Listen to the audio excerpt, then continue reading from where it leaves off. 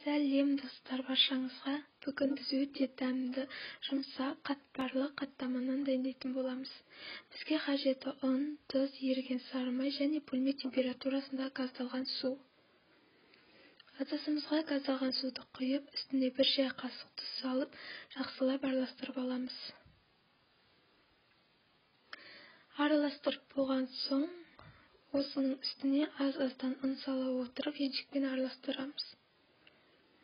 Қамырымыз қоюланғаннан кейін венчикті алып, қамырды қолмен илейтін боламыз. Қамырды өте жұмсақ немесе өте қатты емес, орташа жұмсақтықта илегеніміз дұрыс болады. Қамырымызды илеп болған соң, бетін жауып, жарты сағатқа тындырып қоямыз.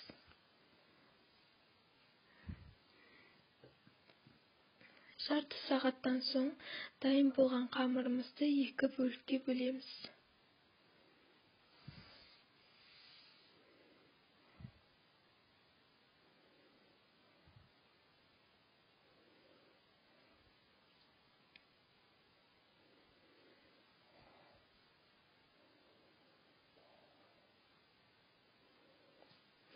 Bir қамырымызды алып жаямыз.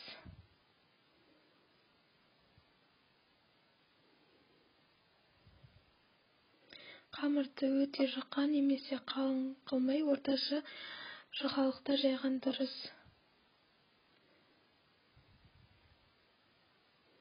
Бірінші қамырымызды жайып болған соң, оны бір шетке қоямыз да, екінші қамырымызды жаюды бастаймыз.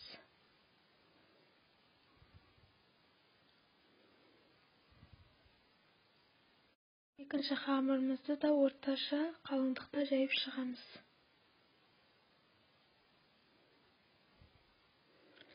Қамырымызды жайып болған соң, үстіне еріген сары майымызды бір кеккі қылып жағып шығамыз.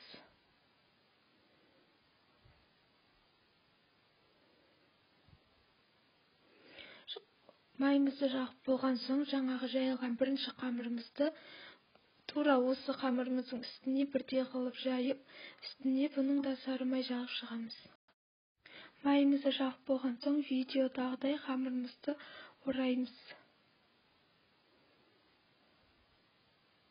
Ораған қамырымызды пакетке салып, холодильникке 1 сағатқа қалдырамыз.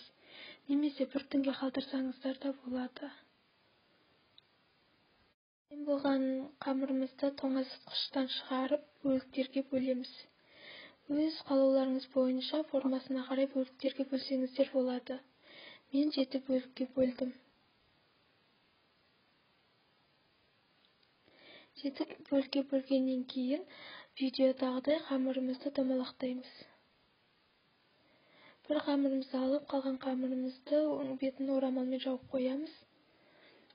Және қамырымызды жаямыз. Қамырларымызды жайып болған соң, табамызды қыздырамыз. Қызып тұрған табамызға жарты ас қасық сұйық май құямыз. Қамырымызды салып, айналдыра отырып, қызарғанша пісіреміз.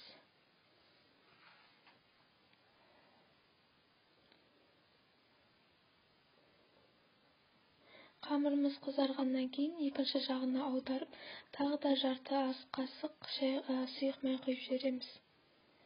Осылай қаттамаларымызды пісіріп аламыз. Дайындап көріңіздер, өте дәмді әрі оңай қаттама.